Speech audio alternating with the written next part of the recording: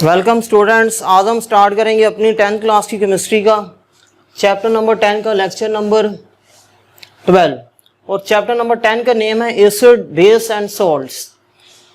और आज का हमारा टॉपिक है केमिकल प्रॉपर्टीज ऑफ बेसिस। आज के लेक्चर में हम बेसिस की जितनी भी केमिकल प्रॉपर्टीज गिवन है आपकी बुक में वो कंप्लीट केमिकल प्रॉपर्टीज कवर करेंगे। और फर्स्ट केमिकल प्रॉपर्टी बेसिस की है रिएक्शन विद एसिड्स। जब भी बेस का एसिड के साथ रिएक्शन होगा तो हमारे पास फॉर्मेशन होती है वाटर एंड सॉल्ट की।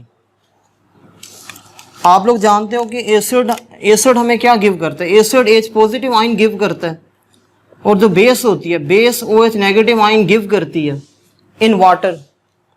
Acid H positive ion give करेगा, base OH negative ion give करेगी, ये कैटाइन है और ये एनाइन है। इनमें फोर्स ऑफ अट्रैक्शन डेवलप होगी और हमारे पास वाटर की फॉर्मेशन होगी और वाटर के साथ हमारे पास सॉल्ट बनेगा। सॉल्ट कौन सा बनेगा वो डिपेंड करता है कि हमने एसिड और बेस कौन सी यूज की है। Bases react with acid to form salt and water, it is a neutralization reaction. और एसिड और बेस के जो रिएक्शन होते हैं ये न्यूट्रलाइजेशन रिएक्शन होते हैं, क्योंकि जब एसिड और बेस का रिएक्शन होता है तो हमारे पास वाटर की फॉर्मेशन होती है और सॉल्ट बनता है, सॉल्ट का एक्वस सोल्यूशन। ये जो सॉल्ट का एक्वस सोल्यूशन होता है ये न्यूट्रल सोल्यूशन होता है। न्यूट्रल सोल्यूशन वो होता है जिसके ऊपर लिटमस पेपर का कोई इफेक्ट नहीं होता, उस सोल्यूशन को हम न्यूट्रल सोल्यूशन कहते हैं। यानी वो सोल्यूशन जिसमें हम रेड लिटमस पेपर को डिप करेंगे तो वो रेड ही रहेगा, ब्लू लिटमस पेपर को डिप करेंगे तो वो ब्लू ही रहेगा। यानी रेड और ब्लू लिटमस पेपर पे कोई इफेक्ट नहीं होगा सोल्यूशन का, उस सोल्यूशन को हम न्यूट्रल सोल्यूशन का नेम देते हैं। और इस होल प्रोसेस को हम न्यूट्रलाइजेशन कहते हैं या न्यूट्रलाइजेशन रिएक्शन कहते हैं। अब यहाँ पे जो बेस उसने यूज की है वो KOH है, पोटेशियम हाइड्रोक्साइड। एसिड उसने यूज किया H2SO4। एसिड और बेस के रिएक्शन ये सिंपल डबल डिस्प्लेसमेंट रिएक्शन होते हैं, ये पॉजिटिव और ये नेगेटिव है।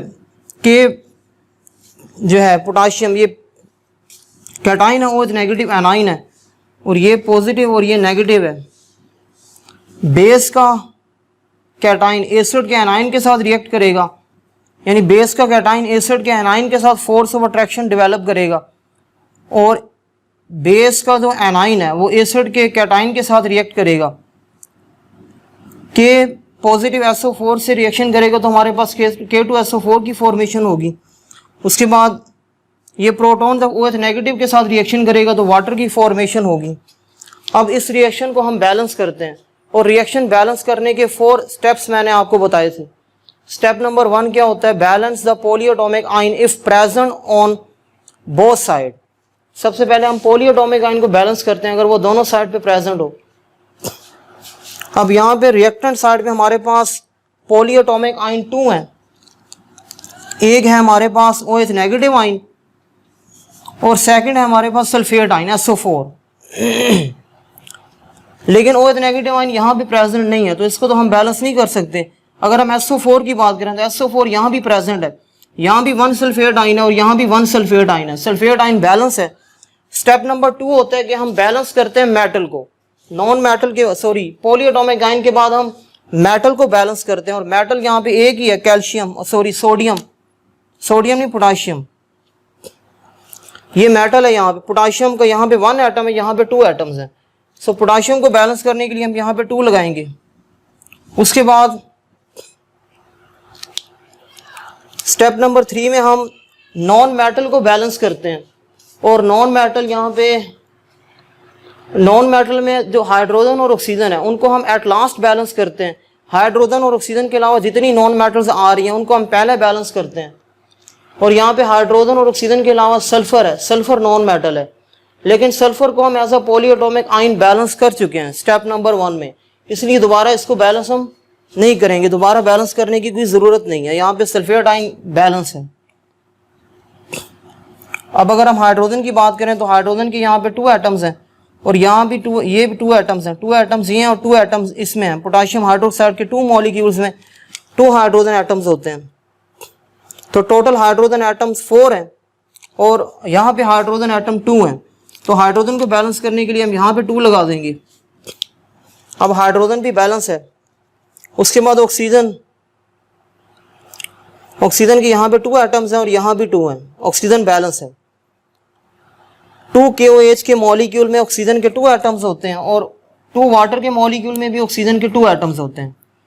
यहाँ पे अगर हम देखें तो ये सल्फेट आयन में 4 ऑक्सीजन है, लेकिन इसको हम as a polyatomic ion balance कर चुके हैं। अब ये रिएक्शन है, ये बैलेंस है, यानी कि इस रिएक्शन में नंबर ऑफ एटम्स इक्वल हैं on both side, on reactant side and on product side. Second chemical property है बेस की, reaction with ammonium salts. Basis के अमोनियम सॉल्ट के साथ रिएक्शन, अमोनियम हम कहते हैं NH4+ को,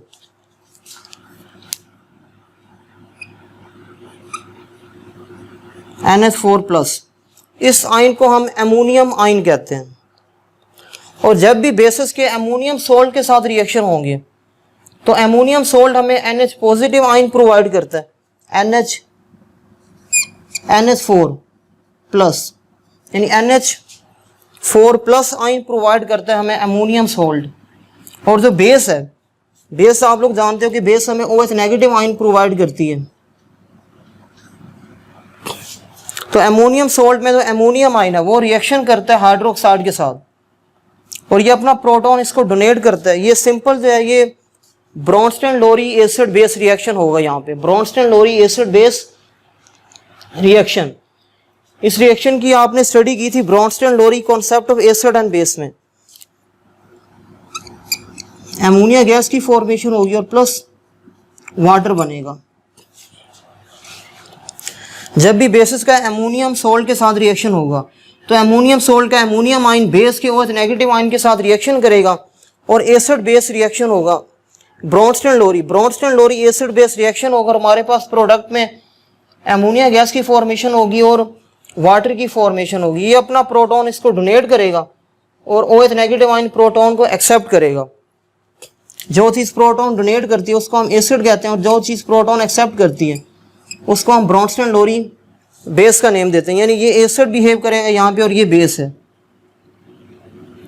ये प्रोटॉन डोनेट करेगा, इसके पास पहले 4 प्रोटॉन थे तो एक प्रोटॉन ये इसको डोनेट कर देगा तो इसके पास 3 रह जाएंगे और प्रोटॉन मीन के पॉजिटिव भी डोनेट करेगा, पॉजिटिव इसके पास चला जाएगा, इसके पास एक नेगेटिव है, ये नेगेटिव इस पॉजिटिव को कैंसिल आउट कर देगा और हमारे पास वाटर की फॉर्मेशन होगी और साथ में सोल्ट बनेगा। अब सोल्ट कौन सा बनेगा वो डिपेंड करता है कि हमने अमोनियम सोल्ट कौन सा यूज किया था। Alkalis react with ammonium salt to liberate ammonia gas. अब यहाँ पे ये अमोनियम आयन है, ये अमोनियम आयन OH नेगेटिव के साथ जब रिएक्शन करेगा तो वाटर और अमोनिया गैस और वाटर की फॉर्मेशन होगी और ये नेगेटिव आयन है, ये पॉजिटिव है। ये एनाइन इसके कैटाइन के साथ कंबाइन होकर NaCl की फॉर्मेशन कर देगा, यानी साथ में हमारे पास सोल्ट बनेगा। और इस रिएक्शन को अगर हम देखें तो ये रिएक्शन बैलेंस है। इसमें यहाँ रिएक्टेंट साइड पे 2 पॉलीएटॉमिक आयन है, NH4+ एंड OH नेगेटिव, लेकिन प्रोडक्ट साइड पे ये बहुत पॉलीएटॉमिक आयन प्रेजेंट नहीं है, इसलिए इनको हम बैलेंस नहीं कर सकते, इनको हम इंडिविजुअली बैलेंस करेंगे। उसके बाद स्टेप नंबर 2 में हम मेटल को बैलेंस करते हैं। मेटल यहाँ पे सोडियम 1 है, यहाँ भी 1 है। फिर स्टेप नंबर 2 में हम नॉन मेटल को बैलेंस करते हैं। नॉन मेटल में नाइट्रोजन और क्लोरीन को पहले बैलेंस करेंगे। नाइट्रोजन का यहाँ भी 1 एटम है, यहाँ भी 1 है, क्लोरीन का यहाँ 1 एटम है, यहाँ भी 1 है। उसके बाद हाइड्रोजन की बात करें तो हाइड्रोजन के यहाँ पे 4 एटम ये और 1 ये है, टोटल 5 एटम्स हैं यहाँ पे। और यहाँ भी हाइड्रोजन के 5 एटम्स हैं, 3 हाइड्रोजन एटम्स अमोनिया में प्रेजेंट है और 2 हाइड्रोजन एटम वाटर के मॉलिक्यूल में प्रेजेंट है। ऑक्सीजन यहाँ पे 1 है और यहाँ भी 1 है, ये रिएक्शन बैलेंस है। इसके बाद सेकंड रिएक्शन में भी उसने अमोनियम सोल्ट लिया, अमोनियम सल्फेट, ये अमोनियम आयन है। ये अमोनियम आयन जब बेस के OH नेगेटिव आयन के साथ रिएक्शन करेगा तो अमोनिया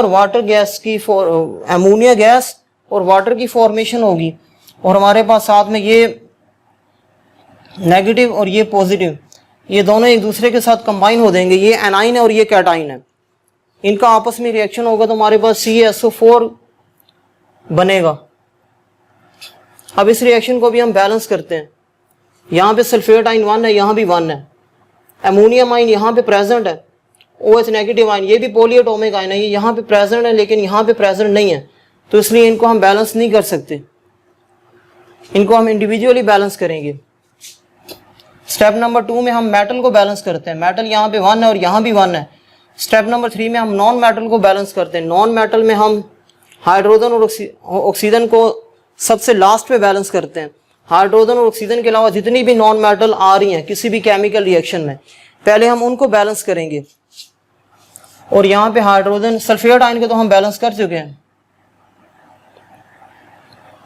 नाइट्रोजन है और साथ नाइट्रोजन आ रही है हाइड्रोजन और ऑक्सीजन के अलावा, तो हम नाइट्रोजन को बैलेंस करते हैं।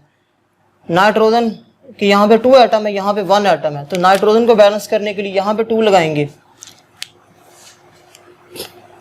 अब हम हाइड्रोजन और ऑक्सीजन को बैलेंस करते हैं। हाइड्रोजन की 8 एटम्स यहाँ पे हैं और 2 ये हैं, टोटल 10 हाइड्रोजन एटम्स हैं यहाँ पे। और यहाँ पे अगर हम देखें तो अमोनिया के 2 मॉलिक्यूल्स में 6 हाइड्रोजन एटम्स होते हैं। 6 हाइड्रोजन एटम्स यहाँ है और 2 यहाँ है, तो यहाँ 10 करने के लिए यहाँ पे 2 लगा देंगे। अब हाइड्रोजन एटम्स यहाँ भी 10 हो गए हैं। 2 अमोनिया के मॉलिक्यूल में 6 हाइड्रोजन एटम्स हैं और 2 वाटर के मॉलिक्यूल में 4 हाइड्रोजन एटम प्रेजेंट है। So total number of hydrogen atoms यहाँ पे भी 10 हो गए हैं। उसके बाद ऑक्सीजन की बात करें तो ऑक्सीजन के यहाँ पे 2 एटम्स हैं और यहाँ भी ऑक्सीजन 2 है। वाटर के 2 मॉलिक्यूल में 2 ऑक्सीजन एटम प्रेजेंट होते हैं। अब ये रिएक्शन भी जो है बैलेंस है। इसके बाद थर्ड केमिकल प्रॉपर्टी है बेसिस की, प्रेसिपिटेशन ऑफ हाइड्रोक्साइड। अब प्रेसिपिटेशन क्या होता है, ये कौन सा है, ये क्या प्रोसेस होता है प्रेसिपिटेशन? इसकी डेफिनेशन मैंने यहाँ पे लिखी हुई है। The solid insoluble particles which are present in solution are called precipitates. यानी वो सॉलिड इनसॉल्युबल पार्टिकल्स जो किसी सोल्यूशन में प्रेजेंट होते हैं, उन सॉलिड पार्टिकल्स को हम प्रेसिपिटेट का नेम देते हैं और इस प्रोसेस को हम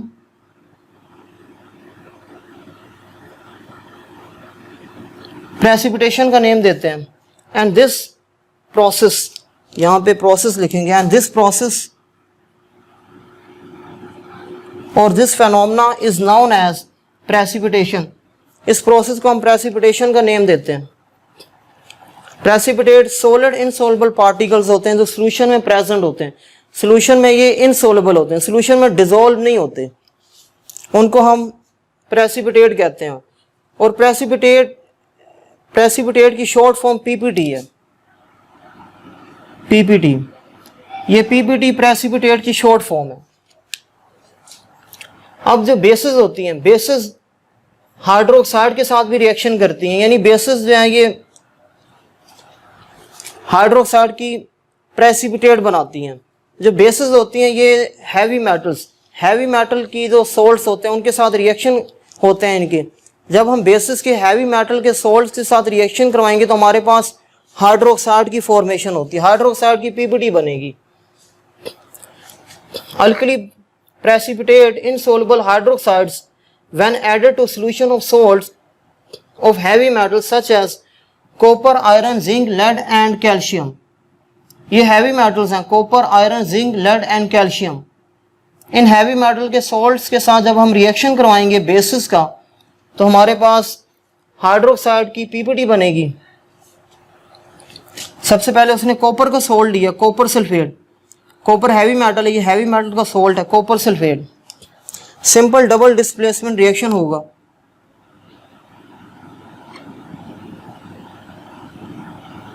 ये पॉजिटिव, ये नेगेटिव, ये पॉजिटिव और ये नेगेटिव।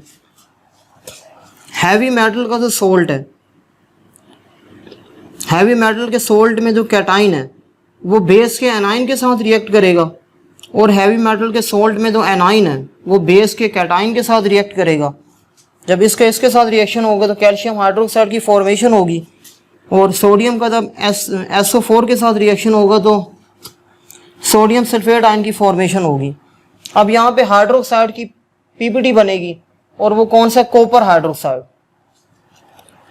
ये कॉपर हाइड्रोक्साइड की यहाँ पे पीपीटी बनेगी और इसकी पीपीटी का कलर ब्लू होता है।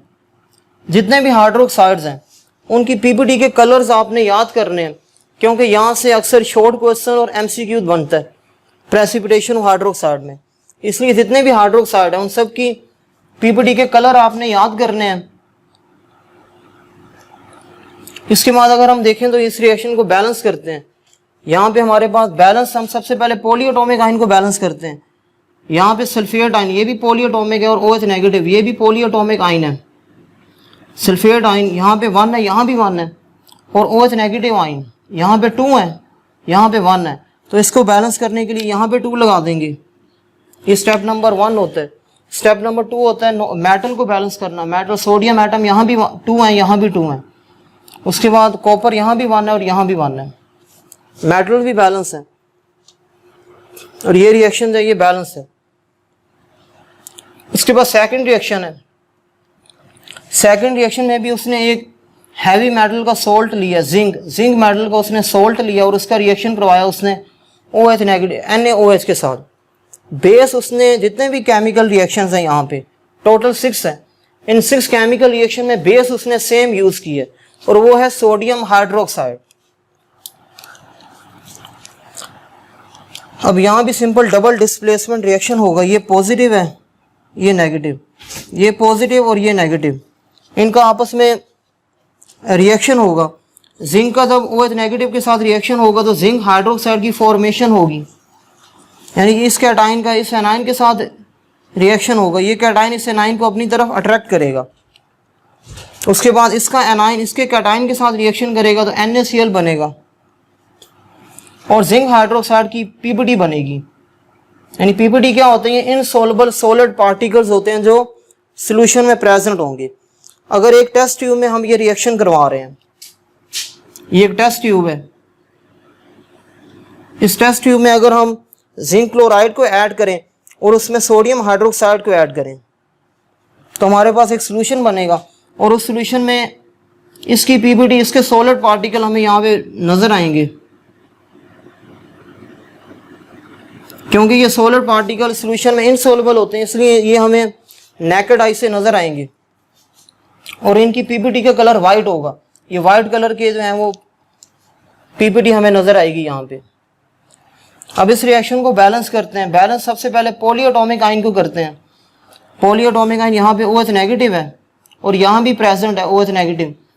यहाँ पे OH नेगेटिव 2 है और यहाँ पे 1 है, तो OH नेगेटिव को बैलेंस करने के लिए यहाँ पे हम 2 लगा देंगे। उसके बाद हम मेटल को बैलेंस करते हैं। मेटल हमारे पास जिंक भी है और सोडियम है। जिंक का यहाँ 1 एटम है, और यहाँ प्रोडक्ट साइड पे भी जिंक का 1 एटम है। सोडियम की बात करें तो सोडियम का रिएक्टेंट साइड पे 2 एटम्स हैं सोडियम की, प्रोडक्ट साइड पे 1 एटम है सोडियम का। सो सोडियम को बैलेंस करने के लिए यहाँ पे 2 लगा देंगे। उसके बाद नॉन मेटल को बैलेंस करते हैं। नॉन मेटल में क्लोरीन है। क्लोरीन के यहाँ 2 एटम्स हैं और यहाँ भी 2 एटम्स हैं क्लोरीन के। NaCl के 2 फॉर्मूला यूनिट्स में क्लोरीन के 2 एटम प्रेजेंट होते हैं। इसके बाद थर्ड रिएक्शन में उसने आयरन मेटल लिया। आयरन मेटल का उसने सॉल्ट लिया। आयरन भी एक हैवी मेटल है। जब आयरन मेटल के सॉल्ट का हम बेस के साथ रिएक्शन करवाएंगे तो ये भी सिंपल डबल डिस्प्लेसमेंट रिएक्शन होते हैं। ये पॉजिटिव, ये नेगेटिव, ये पॉजिटिव और ये नेगेटिव। इसका कैटाइन इसके एनाइन से कंबाइन होगा तो ये चीज़ बनेगी FeOH होल थ्राइस, और इसका एनाइन जब इसके कैटाइन से रिएक्ट करेगा तो ये चीज़ बनेगी, इसकी फॉर्मेशन होगी। अब इस रिएक्शन को हम बैलेंस करते हैं, और बैलेंस हम सबसे पहले पॉलीएटॉमिक आयन को बैलेंस करते हैं। रिएक्टेंट साइड पे हमारे पास OH नेगेटिव पॉलीएटॉमिक आयन है, और प्रोडक्ट साइड पे भी OH नेगेटिव प्रेजेंट है, लेकिन प्रोडक्ट साइड पे OH नेगेटिव के 3 एटम्स हैं, रिएक्टेंट साइड पे 1 एटम है। तो इसको बैलेंस करने के लिए यहाँ पे 3 लगा देंगे। उसके बाद स्टेप नंबर 2 में हम मेटल को बैलेंस करते हैं। मेटल यहाँ पे आयरन है और सोडियम है। आयरन का यहाँ भी 1 एटम है, यहाँ भी 1 एटम है। सोडियम के यहाँ 3 एटम्स हैं, यहाँ 1 एटम है। सो सोडियम को बैलेंस करने के लिए यहाँ पे 3 लगाएंगे। उसके बाद स्टेप नंबर 3 में हम नॉन मेटल को बैलेंस करते हैं। नॉन मेटल के यहाँ पे यहाँ क्लोरीन है। क्लोरीन के यहाँ भी 3 एटम्स हैं और यहाँ भी 3 एटम्स हैं। इसके बाद फोर्थ रिएक्शन है लेड। लेड का जो सोल्ट है उसको उसने बेस के साथ रिएक्शन करवाया है, PbNO3 होल ट्वाइस। इसको हम लेड नाइट्रेट कहते हैं, और ये सोडियम हाइड्रोक्साइड है। ये भी सिंपल डबल डिस्प्लेसमेंट रिएक्शन होगा यहाँ पे। ये कैटाइन और ये एनाइन, ये इसका कैटाइन और ये इसका एनाइन, इसका कैटाइन इसके एनाइन से रिएक्ट करेगा तो हमारे पास लेड हाइड्रोक्साइड की फॉर्मेशन होगी। इसकी पीपीटी ब्राउन कलर की होती है, फेरिक हाइड्रोक्साइड। ये फेरिक हाइड्रोक्साइड है। फेरिक हाइड्रोक्साइड की पीपीटी ब्राउन कलर की होती है और लेड हाइड्रोक्साइड की पीपीटी वाइट कलर की होती है। इनकी पीपीटी के कलर्स आपने याद करने हैं। और इसका कैटाइन इसके एनाइन से रिएक्ट करेगा तो NaNO3 बनेगा, सोडियम नाइट्रेट। अब इस रिएक्शन को बैलेंस करते हैं। यहाँ पे OH नेगेटिव के 2 आयंस प्रेजेंट है, OH नेगेटिव, और यहाँ OH नेगेटिव का 1 आयन प्रेजेंट है। तो OH नेगेटिव को बैलेंस करने के लिए यहाँ पे 2 लगा देंगे। उसके बाद यहाँ पे NO3, यहाँ पे नाइट्रेट आयन 2 है और यहाँ पे नाइट्रेट आयन 1 है। तो नाइट्रेट आयन को बैलेंस करने के लिए यहाँ पे 2 लगा देंगे। ये स्टेप नंबर 1 होता है। स्टेप नंबर 1 में हम पॉलीएटॉमिक आयन को बैलेंस करते हैं और पॉलीएटॉमिक आयन जो ये बैलेंस हो चुका है।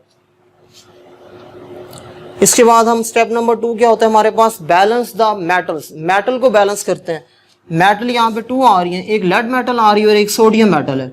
लेड मेटल का यहाँ भी 1 एटम है, यहाँ भी 1 एटम है।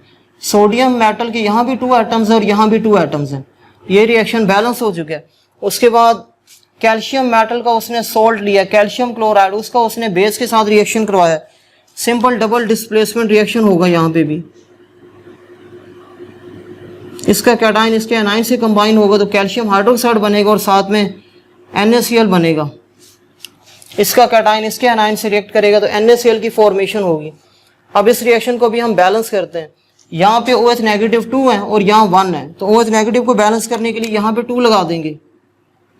ये स्टेप नंबर 1 होता है। स्टेप नंबर 2 होता है बैलेंस द मेटल। मेटल को बैलेंस करेंगे। इस रिएक्शन में कैल्शियम और सोडियम मेटल्स आ रही हैं। कैल्शियम का यहाँ भी 1 एटम है, यहाँ भी 1 एटम है। सोडियम के यहाँ 2 एटम्स हैं और वहाँ पे 1 एटम है। तो सोडियम को बैलेंस करने के लिए यहाँ पे 2 लगा देंगे। अब ये रिएक्शन भी बैलेंस है। उसके बाद स्टेप नंबर 3 में हम नॉन मेटल को बैलेंस करते हैं। नॉन मेटल यहाँ पे क्लोरीन आ रही है। क्लोरीन के यहाँ 2 एटम्स हैं, यहाँ 1 एटम है। तो क्लोरीन यहाँ भी क्लोरीन के 2 एटम्स हैं, यहाँ क्लोरीन के 2 एटम्स हैं, यहाँ भी क्लोरीन के 2 एटम्स हैं। सोडियम क्लोराइड के 2 फॉर्मूला यूनिट में 2 क्लोरीन एटम प्रेजेंट होते हैं। इसके बाद लास्ट रिएक्शन है फेरस सल्फेट।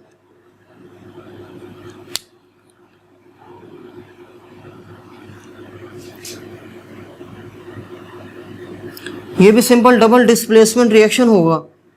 इसका तो इस फेरस सल्फेट का जो सॉल्ट है, इसमें तो फेरस आयन है, ये OH नेगेटिव के साथ रिएक्ट करेगा। ये कैटाइन और ये एनाइन है। इन दोनों का रिएक्शन होगा तो FeOH ट्वाइस की फॉर्मेशन होगी और साथ में हमारे पास Na2SO4 की फॉर्मेशन होगी। सल्फेट आयन की वैलेंसी 2 होती है तो ये यहाँ पे आ जाएगी और सोडियम की 1 होती है, 1 यहाँ आ जाएगा। 1 लिखने की ज़रूरत नहीं है। और यहाँ भी इसी तरह होगा। ये हमारे पास फेरस आयन है, फेरस Fe+2, इसको हम फेरस कहते हैं और Fe+3 को हम फेरिक कहते हैं। यहाँ पे ये फेरिक था और ये फेरस है। Fe+2 को हम फेरस कहते हैं। इस फेरस का OH नेगेटिव के साथ रिएक्शन होगा। इसकी वैलेंसी 2 है, यहाँ आ जाएगी और इसकी वैलेंसी 1 है, वो यहाँ आ जाएगी। 1 लिखने की ज़रूरत नहीं होती। तो हमारे पास FeOH होल ट्वाइस बनेगा। ये चीज़ बनेगी, यानी इसकी ये PPT बनेगी इस हाइड्रोक्साइड की और इसको हम फेरस हाइड्रोक्साइड का नेम देते हैं। इसकी PPT का कलर होता है डर्टी ग्रीन कलर। इसके बाद इसके साथ हमारे पास सोडियम सल्फेट सॉल्ट की फॉर्मेशन होगी। अब इस रिएक्शन को हम बैलेंस करते हैं। हम सबसे पहले पॉलीएटॉमिक आयन को बैलेंस करते हैं। यहाँ पे सल्फेट आयन 1 है, यहाँ भी 1 है। सल्फेट आयन बैलेंस है। यहाँ पे OH नेगेटिव आयन 1 है और यहाँ पे OH नेगेटिव आयन 2 है। तो यहाँ पे 2 करने के लिए इस इक्वेशन को हम यहाँ पे 2 से मल्टीप्लाई करेंगे। उसके बाद स्टेप नंबर 2 में हम मेटल को बैलेंस करते हैं। मेटल यहाँ पे आयरन है, आयरन यहाँ भी 1 है, यहाँ भी 1 है। सोडियम के यहाँ पे 2 एटम्स हैं, यहाँ भी 2 हैं। सोडियम भी बैलेंस है और बाकी जितने भी एटम्स हैं वो भी बैलेंस हैं। नंबर ऑफ एटम्स इक्वल है on both side, on reactant side and on product side.